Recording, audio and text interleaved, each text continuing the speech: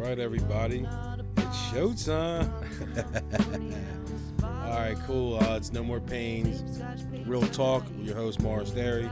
Tonight, my producer's actually going to have a conversation with me, which is pretty cool. How's it going? Thanks again, man, for putting this together. It's always a blessing. Tonight, I want to talk about homelessness in Bucks County and how bad it really is up here. Yeah. How we don't really consider that when we're dealing with homelessness, a lot of us. A lot of people get question me about the work that I do in the city. Why don't I do the same work up in the counties, which I do, just to clear your body's mind. Again, like in Bucks County or any counties, it's more hidden. Yes, again, you do see them, like I said, outside 7-Elevens, bars, wherever, behind Walmart, things like that. But majority of it's in the woods or people in their cars and things like that. So, what I do up here is the same thing I do in the city. We provide pizza, we provide toiletry items. We go in the woods. We talk to the people in the woods. We see what they need. We try to get what people need. You know what I mean? Again, No More Pain's funded by me, so it's hard to really do it all. I have to work, still have to work a job to pay for my personal life plus No More Pain. So, but it's out here, and it's real. I don't know if have you ever seen them out here? Have you seen homeless people? I mean, I have. There's definitely a few people that I've seen around like 5 Points. Yeah. Around there, and then that intersection around 5 Points with the Walgreens. You know what I'm talking about, and the buy cash for gold kind of thing. Yeah. So that's all, because right down the street from there is the shelter. Yeah. So it's the same thing. If the shelter's full, where are people gonna go? What I mean? And hard thing about Bucks County is that you can't really promote it. I can't really talk about in the sense of like where people are at, like where at in the woods people are, because they end up getting chased out. Yeah. You know what I mean? So it's like I'm almost like telling on people. Yeah. And it happened. People were staying over by the shelter at the memorial, and we used to go over there and hand out stuff and for them. And I started talking about it on social media, and next thing you know, the people who run that monument, the Vets Monument that these people were staying at, caught wind to it and started this big controversy. Now we're all out there, newspapers out there. Yeah. And the people had to leave, and then you have to respect that it's a memorial for vets. You know what I mean? Yeah. But at the same time, these people have no place to go. So, what was cool about that whole thing, that No More Pain, me being the leader of No More Pain at the time, and the people at these vets association, we actually went into the building right there and actually sat down and tried to figure things out. So it was kind of cool. You know what I mean? And it was definitely a great experience to finally be able to sit down with people and try to come up with a better solution than to just throw people out, and at the same time honoring the vets. So and I'm sure also being in like newspaper and stuff like that raised a little bit of awareness. As well. And raised the awareness. So the homelessness up here is just, again, it's like more hidden. Same thing with the heroin epidemic, the meth epidemic, the crack epidemic, all that stuff up here. Yeah, you see spots of it, but you don't see it like you would see it down the city. You know what I mean? You don't see, like, I'm not going to drive down, Dorm Road and see a line of tents. Yeah. You know what I mean? I'm not going to drive down Main Street, Doylestown. Main Street, Doylestown. I think there's Main Street, Doylestown, Newtown, Bristol. Yeah. I'm not driving down nobody's main street and seeing rows and rows of homelessness. Yeah, I got you. You know what I'm saying? Yeah. There are places like that, though, which is pretty crazy. Exactly. Yeah. But here it's the woods, or they're in their cars at these parks, and then, they're trying to just make it through the night. So it's not that it's hard to tend to the homelessness up in the counties. It's not hard at all. It's just finding the people. I'll go to communities that are like, say, Newtown, Yardley, communities like that have woods near them, and you wouldn't even believe that there was homeless people in these communities. You know what I'm saying? Because they got the big $500,000, $1 million houses across the street from the woods. Oh my God! And then those woods right across the street, homeless people are living. Yeah. And you would not, think or believe it until you see it. Yeah. So think about it. I see posts on social media, people saying that, these is homeless people that live in the woods behind my house, this, that, and they leave trash around, they leave this, it's filthy back there, and I truly feel for these people, the residents that, what I mean? Yeah. That have to deal with this, but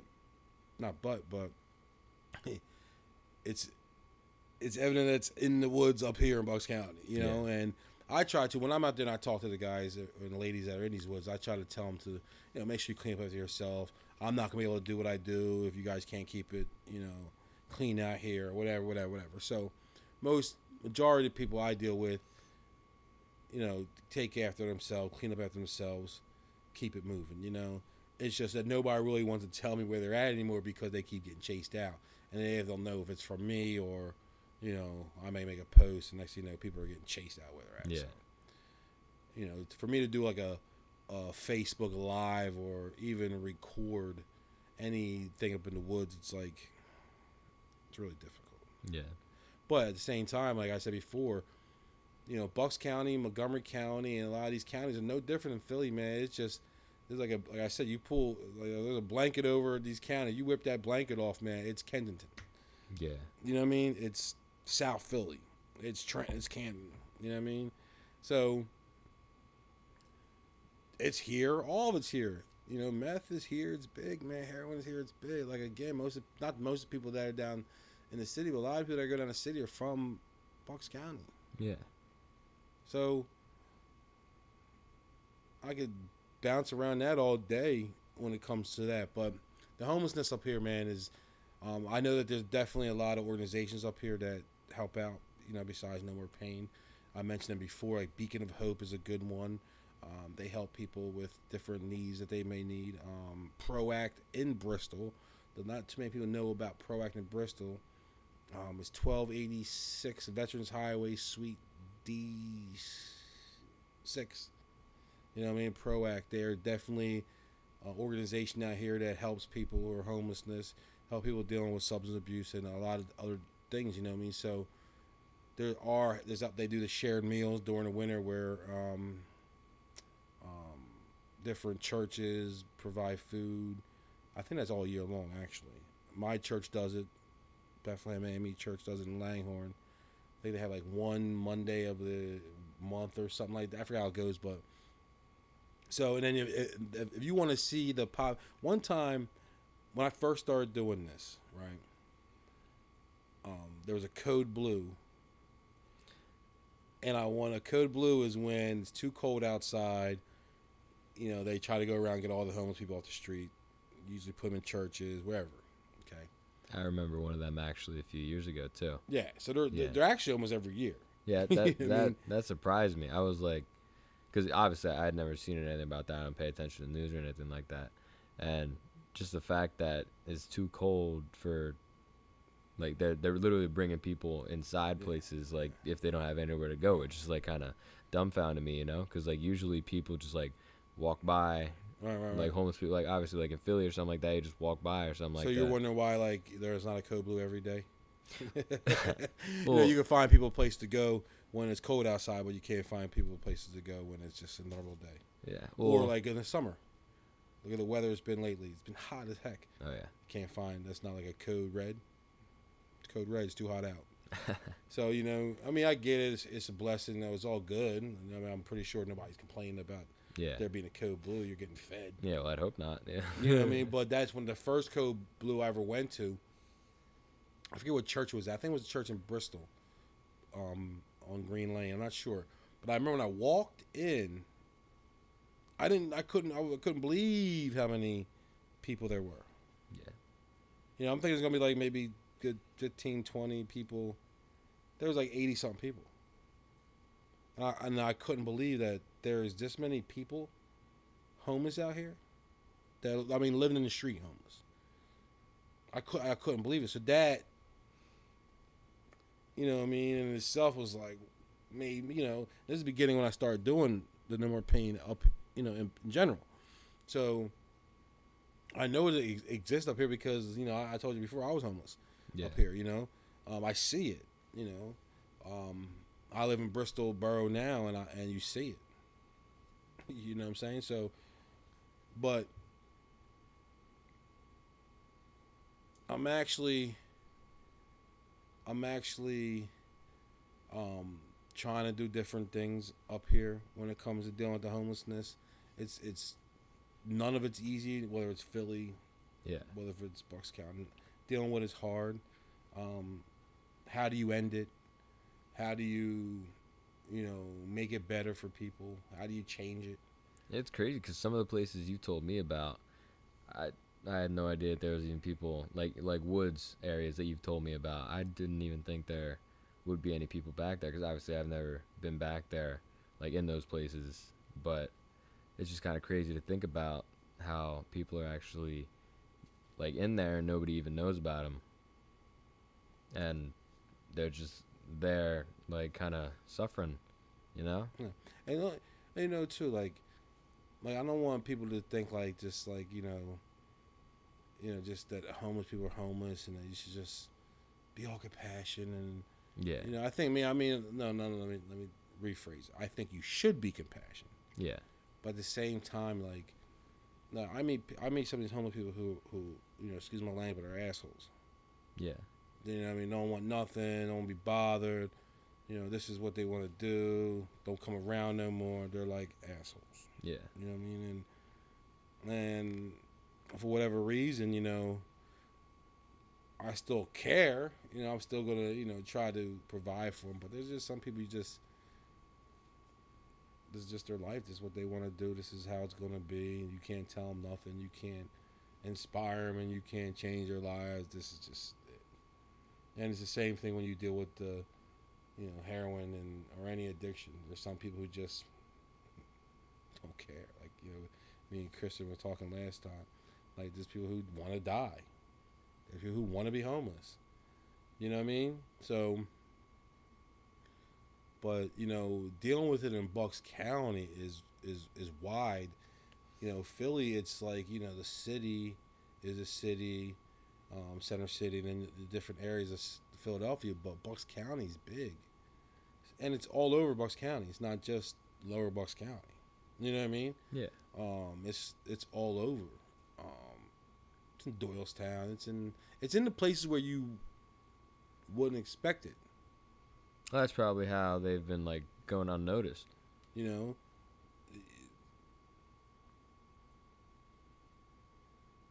So, you know, whatever we can do as people, as communities, to help spread the awareness of homelessness, to do something to make it different, make it better. Like I tell people all the time, I can't change your situation, but I'll make it as comfortable as possible. Yeah. So if you can make somebody's situation just comfortable, you know what I mean, as they deal with whatever they're dealing with, you know, they're homeless for a reason.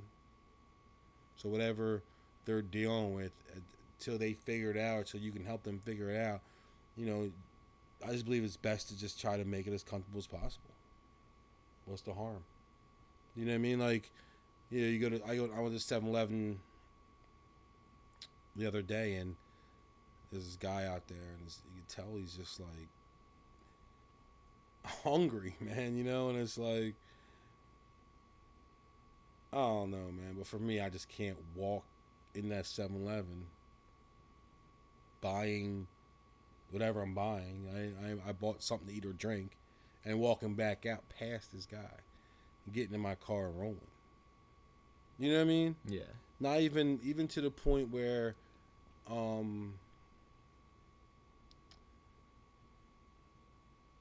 It's not necessary if I only want to if I give them change. I don't want to give them change money. I want to give you food.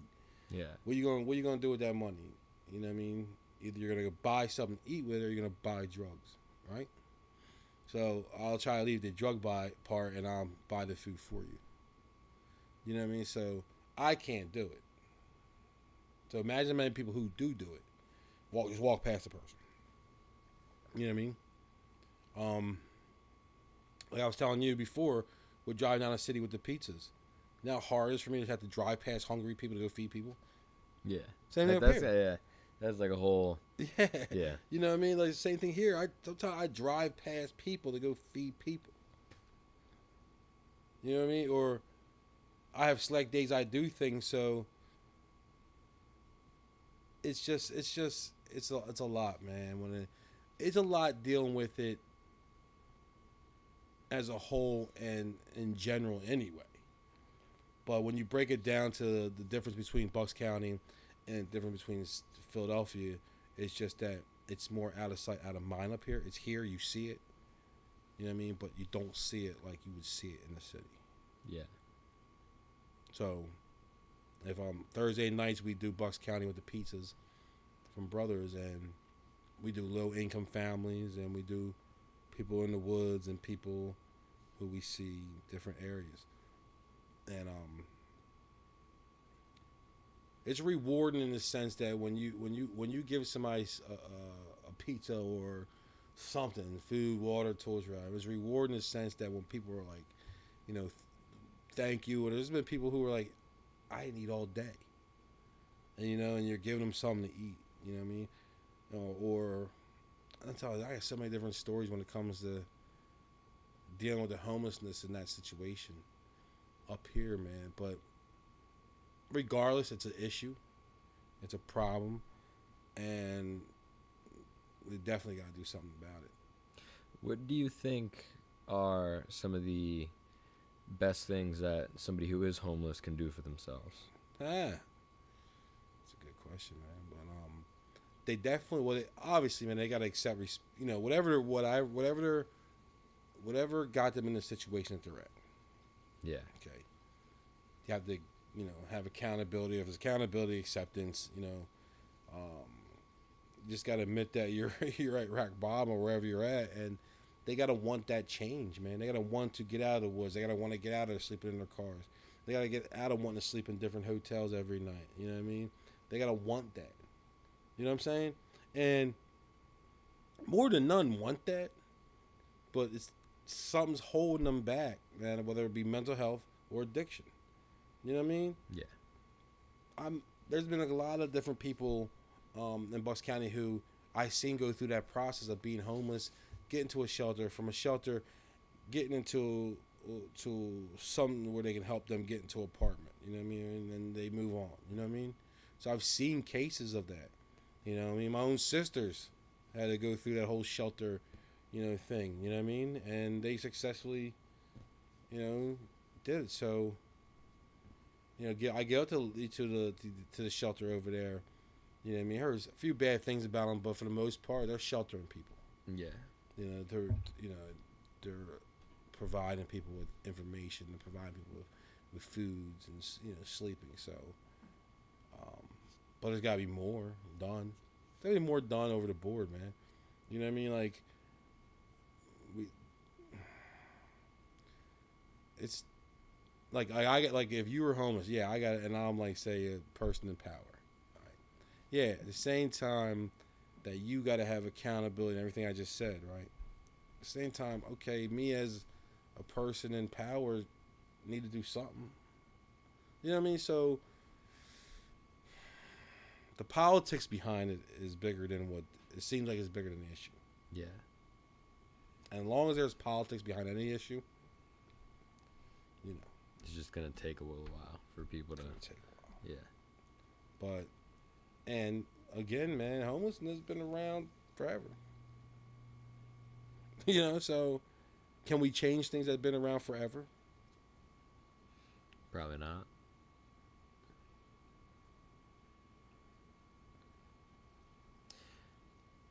What do you think? I mean, obviously there are the people who can do things that are of higher power, and obviously there are some things holding them back from doing it, and there are some things that, like obvious things like the homeless people themselves, or addiction, or anything like that that would make them homeless or something like that. They could at least start with the addiction part, or they could at least start with another sense of, I don't know, anything getting them to that point. Like maybe like they lost their job or something like that. Like somebody living up by themselves lost their job. They can't do anything about that, right? I'm sure there are a few things that people in power can do, like even to just start at least helping the things that make people homeless. If it's not like going out and like sheltering every homeless person, like that's a lot harder than maybe starting some active like companies, not companies, but you know what I mean, like things like you do, like corporations and stuff like that, going and like helping, like right. Going and starting like rehab centers, like more rehab right. centers, and get some people out there who are trying to, like you again, who are just trying to help people go into rehab. Right. You know, like, because obviously for somebody that is addicted, rehab is very helpful. That is obvious. We all know that. It's after rehab. Yeah, exactly. So if there are more rehab centers, more sheltering. Yeah. You got one shelter in Levittown. And there's a lot of homeless people in Levittown. So you need more beds. You need more. But it's not even that, man. It's not even that. Listen. And, again, I don't, I'm not all about self-promoting. Well, actually, I am about when it comes to No More Pain. It's mentoring.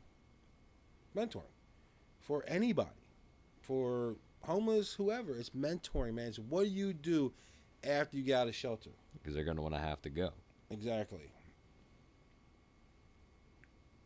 Or, like, after rehab, what do you got? Again, if you're not sanctioned by courts or probation or anything else, you're out there on your own. Yeah. And not saying you can't do it.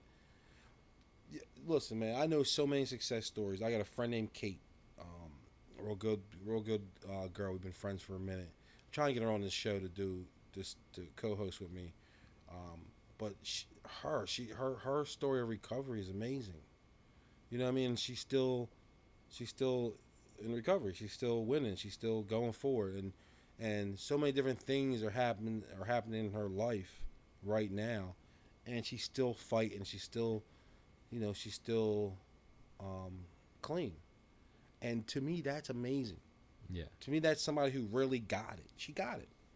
I don't want to put her business out what she's going through, but she's going through some shit. You know what I mean? And she's really surviving, you know what I mean, and living through it, and living her recovery, still in her recovery, and still trusting God, and still in her faith, and still doing things like that. So, when you have stories like Kate's story, it should motivate and inspire other people to do it, because her story is just amazing, man, to where she where she was at to where she's at today. Hopefully I get Kate in here and have her tell her story or share things from her story. But it's after rehab for her, she kind of went like the route of the recovery houses, the living house, sober houses. Yeah, that's what I was going to say. Like, what are some, because obviously some people do fall out of it after rehab, which is right. Like heartbreaking. But what are some things that you see these success stories doing right when they're out of rehab? Like, what are some things that... It's just working that program. You have to work a program, whether it be 12 step, whatever your program is, there's a program to your addiction. Yes. You know what I mean? So you have to work that program. But you also need that support of family, loved ones, friends. You do need peer support. It's really hard to do it on your own. You know what I'm saying? So, having that extra help, like I was talking about outreach programs and going to meetings and stuff like that gives people that extra motivation to do it. Like if I come out of rehab and say I come out of rehab and I feel like I got it, but I'm not sure. You know, I'm just out here going to my meetings, you know, winging it. I have a greater risk of relapse and have to start all over. Yeah. You know what I mean? When you get the stories, like I was telling about Kate and Kristen last week, she didn't really get too much into her story, but her story's amazing. You know what I mean? Like her story's so amazing that it gives me the chills, and I gotta get her back, you know, do a show with us. But there's so many amazing recoveries possible. So not everything that you guys people are gonna hear from me is gonna come from like the negative things I see out in the streets. Mm-hmm. You know what I mean? I want people to know that, you know, recovery is possible. You can recover. Your loved ones can recover. You know what I mean? They can live healthy lives. You know what I mean? It's not the end of the world every time somebody falls into substance abuse or falls victim to substance abuse. You know what I mean? Or catches that disease or whatever you want to call it. Not the end of the world for them. You know what I mean? Unless they make it the end of the world for them. I got you. Feel what I'm saying? Like, yeah. So, like if you're battling addiction and you want to get help and you work your program and you live on, great. You know what I mean? But you're still, it's one day at a time. So you could have 20 years clean and can relapse. Or you can be the other person who, you know, don't got it and they're going to end up dying. And then, you know, and like I said, I say a million times, I'll say a million times again, like when that person in recovery dies, they don't just kill themselves, they kill everybody who ever loved them. Yeah.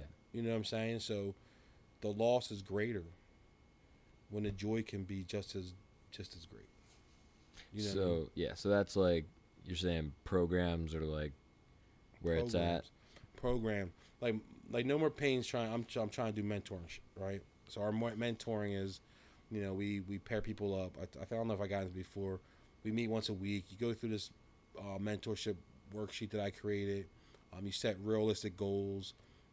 It's a year program, but I'm trying to make it a 2-year program because I believe that you really need 2 good years of sobriety, 2 good years of the homelessness. See, the homelessness is really difficult about mentoring homeless people is that there's so many different ways it could go. It's yeah, because I don't want to meet homelessness to mentor is hard because they don't have a home.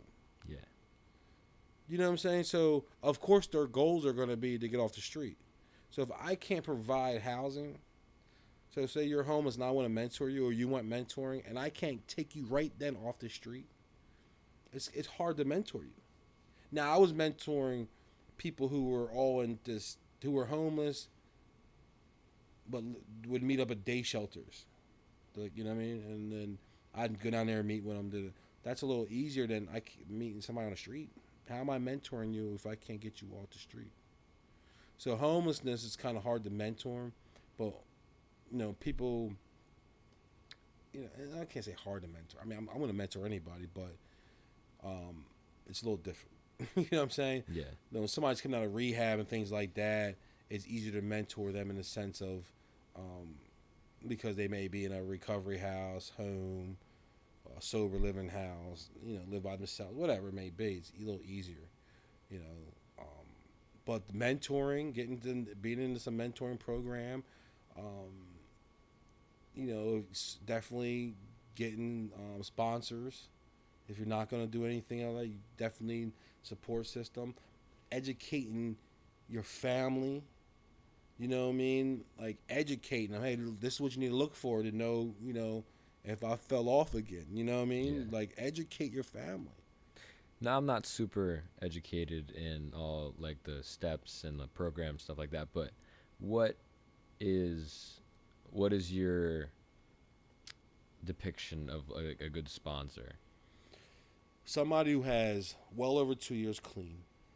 Somebody who works their program, who puts their program before anything else besides, say, their family, their kids, things like that.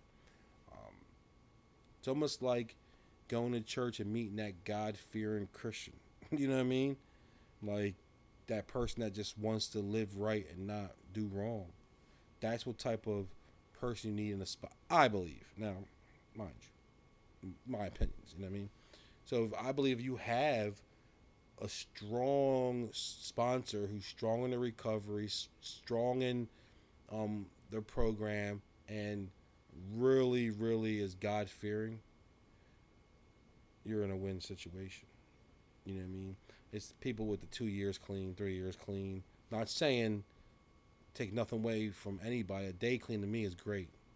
If I have a day clean, I can tell the person who doesn't have but an hour clean, I can give them some advice. You know what I mean? But I'm talking about in the sense of like really, really getting it and knowing what you're doing. I truly believe you need more, way more than 2 years clean. But a sponsor, and again, man, just your family. You know, if you have family, your family should be your number one support system. You know, lean on them. Let them lean on you. You know what I mean? Share your experiences with others. Talk about your experiences. Let me tell you something, man. Talking about things, man, makes things go, you know, it makes you get through things, you know, talking about it. Well, if you're talking about it, just talk about it to yourself. You know what I mean? I write poetry, so when I write poetry, it's almost like I'm talking to myself when I'm writing it. You know what I mean? Yeah. So talk to yourself, or I'm going through crazy stuff. To me, that's my release is in writing. So you got to find something that you can, you know, alter your mind with, like the gym or whatever it may be, man. There's so many different things that we can do with people in recovery that can help us stay on track. But definitely is find that right support system. If you don't, without that, you're doomed to fail. That actually gave me another good question. What are some, because obviously we're talking about addiction, so you want other things to take over your mind, right? Just so it makes it harder to think about, like, whatever drug it may be. What are some, like, good things people could start doing? Like, even, like, quitting cigarettes. What are some good things people can do to just, like, take over their mind so that they're not thinking about that as much as they would be? Man. Meditate. I heard people say like meditation, like a lot of people do yoga and things like that. I don't know, man. Like everybody's different. Yeah. Every case is different. So it's kind of a hard question to ask. Yeah. Answer, I mean. But again, man, I don't know, man. It's whatever you find, whatever that person finds. Like again, for me, it was writing. For me, it was a lot of different things that took my mind off of wanting to get high and wanting to live right. You know what I'm saying? So it all depends, man. But you got to find something. Put it that way. Let's put it that way. You got to find something that's going to help you. It's definitely a lot easier to overcome addiction when your mind's already being taken over by something else. No, man. I was down Kensington. What's today? Thursday. So I was down there Tuesday night, and I parked outside his Walgreens. I don't know if you saw the picture. I did, yeah. So I'm sitting there, and number one, I don't know if you look at the picture, it has the Walgreens hour photo and it says pharmacy, right? That's why I took this picture. So I'm sitting there and I'm like, this is crazy. How ironic or whatever you want to say is this?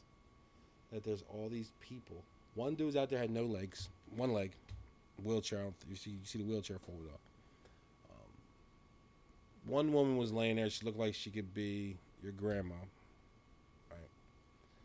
There's people to the right, and then I don't know if you can see, but where I was more focused on was the guy and the girl that were more in front. I actually scratched their face off in the picture. I sat there and watched them shoot up.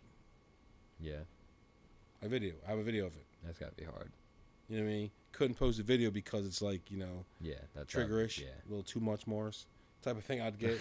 You know what I mean? But I have a video of it, of them shooting up. And me and Dave Schaefer goes with me on, he does all my videoing. So me and him just sat there like, are you kidding me?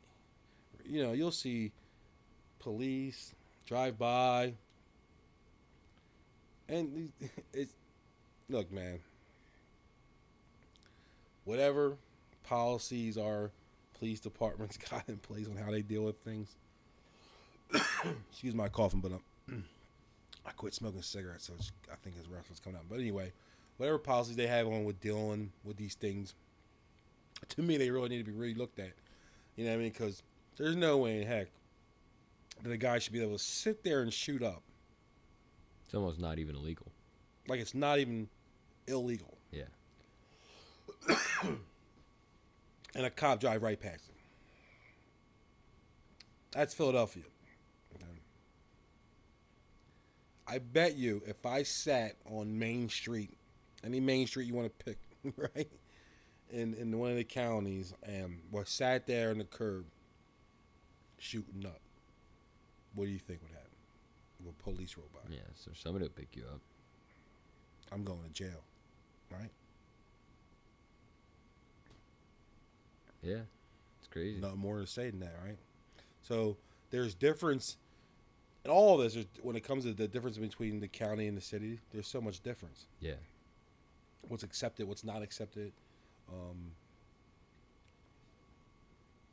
So it's a little difficult to deal with, but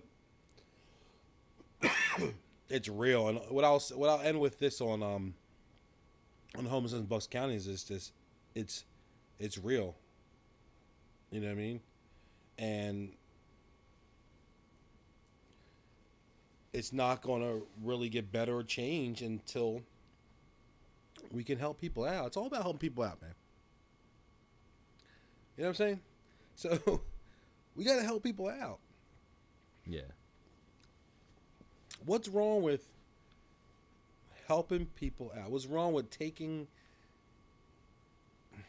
these abandoned buildings in the city, these vacant buildings that you'll find throughout Bucks County, and turn them into some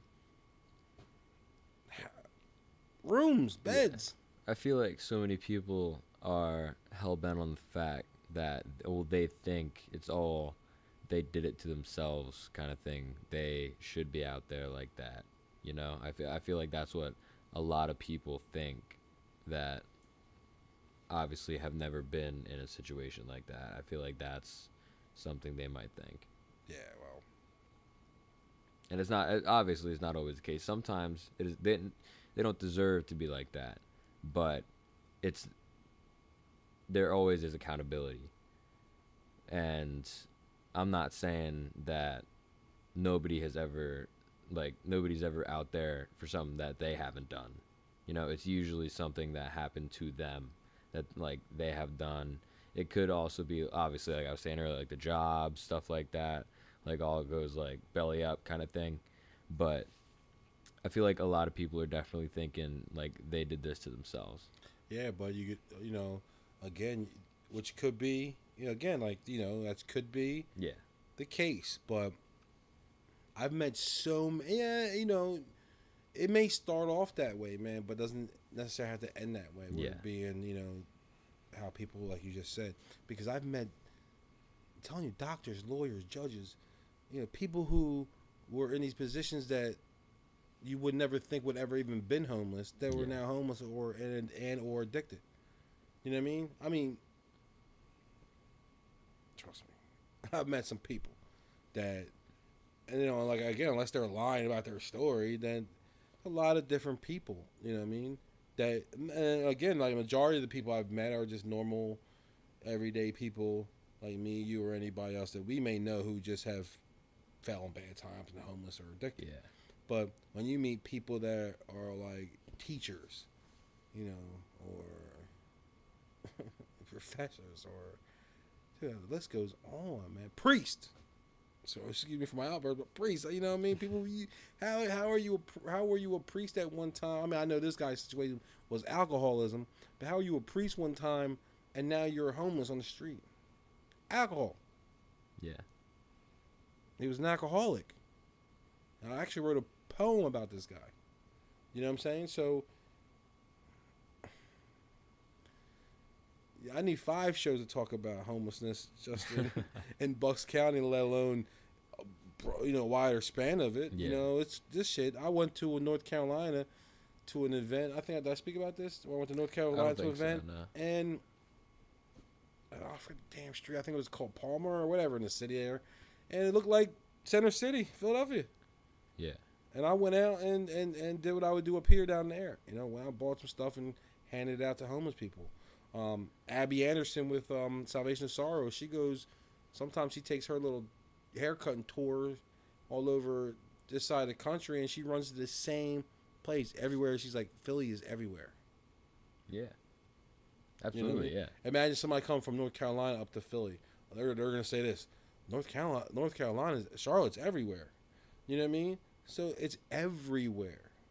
And we can't keep just talking about it and sitting back and hoping that it gets better or throwing a blind eye to it.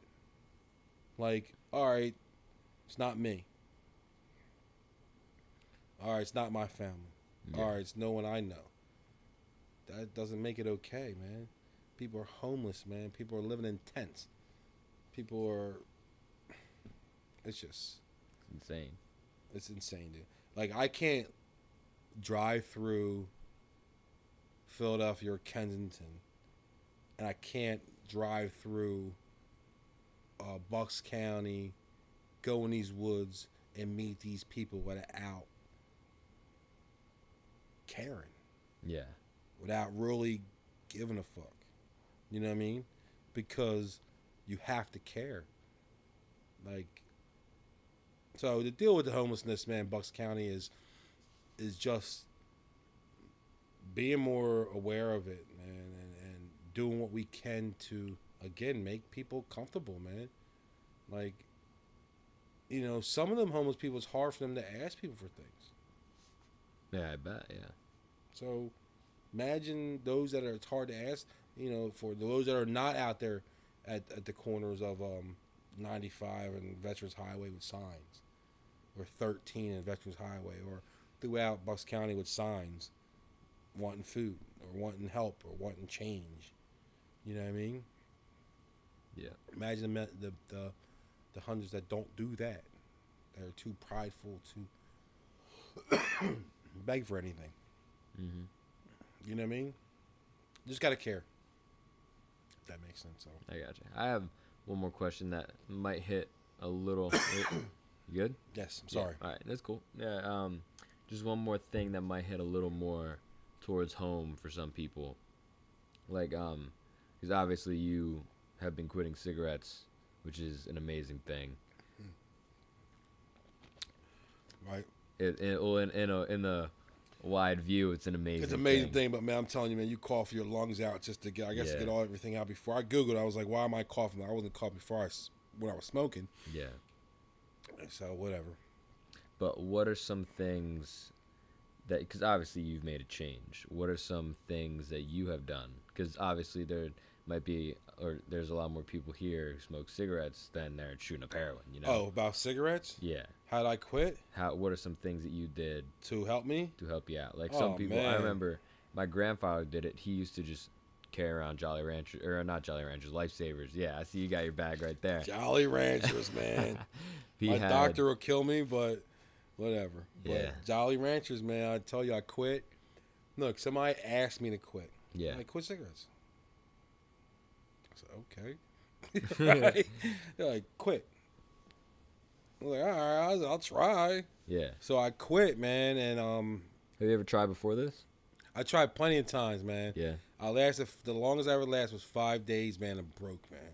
I broke, man. I was smoking. But how far are you along this now? This is 2 weeks, almost 3 weeks. 2 It'll be 3 weeks go. come Saturday. So 2 days will be 3 weeks, man. So I quit, man. I'm gonna tell you something. If it wasn't for these Jolly Ranchers, man, I probably would have made it through the first day. Yeah. You know what I mean? But I did it, man. I don't really think about it, and if I do, I pop one of these in my mouth. You know, they work, man. So that, for me, that was Jolly Ranchers. But a lot of people try to do a lot of different things. Some people told me the patch works, the Chantix, all that stuff, man. Not me. Yeah. I don't like doing look, I get in trouble with my doctors for not taking my blood pressure medicine. I don't like taking pills. Yeah. You know what I mean? It's not because of any addiction or I'm scared of death. I just don't like the whole, I don't know, I'm just weird. Call me weird. I just don't like it. But so the Chantix was out the question. Plus I heard that they think they sometimes could make you want to kill yourself, and I ain't ready to do all that. So Yeah. so you gotta read the side effects of things, man. I never Things heard of that. Yeah. Yeah. They even say on the commercial, man. You gotta listen to the commercial, man. Yeah. So, That's gotta be like I've been thinking about like people on the commercials who talk about really fast at the end and say all the side effects and stuff. They say some scary stuff, dude. So that's all. That's anything. You take a pill for diarrhea and they tell you all these other side effects. Well, I'd rather have the fucking diarrhea than have diarrhea plus this coughing headache. Yeah. So whatever. But for me, man, it was the best thing I had to do, man. I had to do it for myself, for my daughter. You know what I mean? Just for health in general. You know what I mean? I still got a lot more to do. I was going through some things with my heart, so I had to take care of that. That was probably a huge motivator too. Yeah, so like that was. I went to see my doctor, and he was just like, what's going on here? So, whatever. But anyway, so, man, I didn't think that was gonna take. Tonight's show wasn't gonna be this long. Oh, geez, I actually haven't. Yeah. So, but anyway, that's cool. But I wanted to talk more too about the Colin Kaepernick stuff going on. But I'm gonna save that. I'm gonna save that. I gotcha. I'm gonna save that. I really wanted to touch on that. I made a post about it, and the post kind of went, There's so many people saying the same thing. Yeah, and it's just only thing I'm gonna say about the Colin Kaepernick is this. You gotta understand why he kneeled. Yeah. Okay. And actually, he went to somebody and asked he wanted to sit down, right? And then I think somebody said, no, that would be more disrespectful to the military. How about kneel? Because when soldiers lose somebody, they kneel over their body. So it's kind of like almost honoring the soldiers, but at the same time making a stand.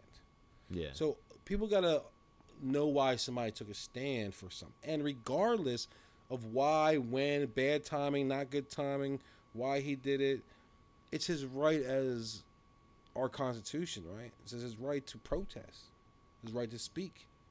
So I'm all for why he did it. I get it. You know what I mean?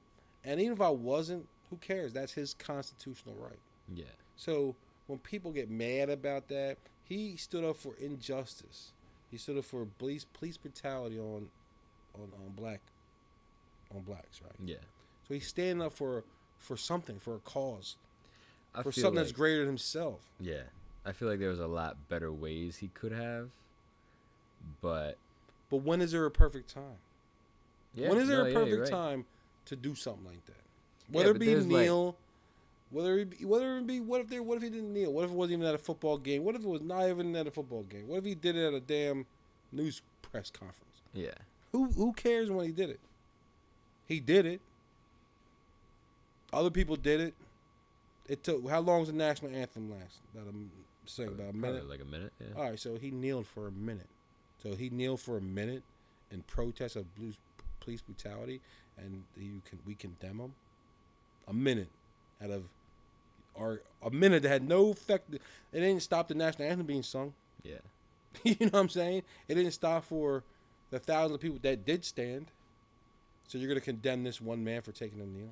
I just don't think while the national anthem's playing, I don't think that's the best time. I feel like we're definitely bringing this up. This is because this is obviously a man with a lot of money. He is a very fortunate dude. He does like something he loves, which is like everybody's dream, you know? Yeah. There's a lot more ways he could have done it. He could have. Well, what about the guy who stood with his fist raised at the Olympics over how blacks were being treated back in the 60s? Same thing, right? He put his fist in the air. You know what I mean? Yeah. So I'm just saying. So, or how about just so you know what we're gonna save. Yeah, we'll save it. Let's say that's gonna be a good show. I'm definitely gonna save that. That'd be a good talk. That's gonna be a good talk. I actually gonna have another guest here. So all right, before we end, real quick though, I want to talk about some upcoming events. Gotcha. Okay, real quick. So No More Pain. We have the Love for an Addict event that's coming up. That is on. Give me a minute here. That is on September 28th at 7 p.m. It's in Bristol at that PROAC, 1286 Veterans Highway, Suite D6. Definitely want to check that out. That's a celebration of those in recovery. Okay, we got that. We got the No More Pain Homie Clause in Bristol. That is where usually the night or two before we do the Homie Clause event in Philly, we'll go around Bristol Borough because that's where I live, and that's where most of the homeless people I deal with are in that area. We do the Homie Clause, so I drive around my boy's truck dressed as the Blue Sandy. We play the Run DMC Christmas and Hollis. Yeah. It's actually pretty fun. Dude. We drive around Bristol, so I don't know if they do it around here now. The Santa rides on the back of the fire engine. Yeah, he does that. So that's kind of similar. I stole that idea from the Santa Claus on the fire. All right, so we have that. Huh? I remember when I went out with you guys with the whole in Philly like a year or two ago. It was cold. That was so cold. I felt so bad for all the people just sitting out there. Yeah. They had some like big coats on, some of them, but like I felt so bad because I was freezing and I had like a sweatshirt on, and we were out there for a good 2 or 3 hours. Yeah. I was freezing. We got that event coming up again. We got the 4th annual Winter of the Homeless featuring Homie Claus. That's December 22nd at 12 p.m. That's down Center City. Oh, that's gonna be great. Huge event. But also too, man, this is Substance Abuse Awareness Month. You know what I mean? September. Yeah. And there's a lot of events going on. I'm gonna try to see what I can find right now real quick. But there's the Relapse Prevention Walk. That is September 8th. That's actually coming up this weekend. Yep. So this won't be out by the weekend, will it? I can get out tomorrow. All right, so if this podcast is out, look for that. That's 3100 Galloway Road. That's the Relapse Prevention Walk. We got... Well, by the time my next show is on, I'll have more. These are just before the next show. Also, they have the ProAct Substance Abuse Walk. That's down in Center City. I think that's September 22nd, but don't confirm me on that date yet. But anyway, there's a lot of events going on. Definitely check them out. Get involved. Definitely send me some questions if y'all need me to talk about some things.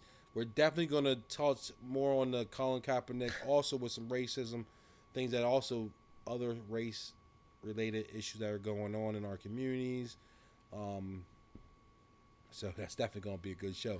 You're my co-host that show because I see we're going to battle. That'll be a good one. That'll be a good show. But regardless, man, everything's an opinion. So, I encourage people to have opinions. Not everybody's going to agree with what I say, and I'm not going to agree with everybody else say. And I love a good debate because at the end of the debate, no matter what your opinion is or my opinion is, it's conversation was out there. Yeah, that's the whole part of it. Premise of the show.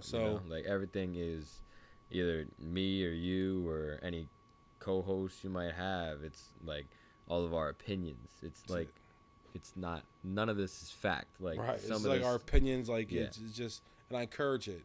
Like Kristen last week, me and her just didn't agree with everything. Yeah, it's cool. I don't want people to disagree with me.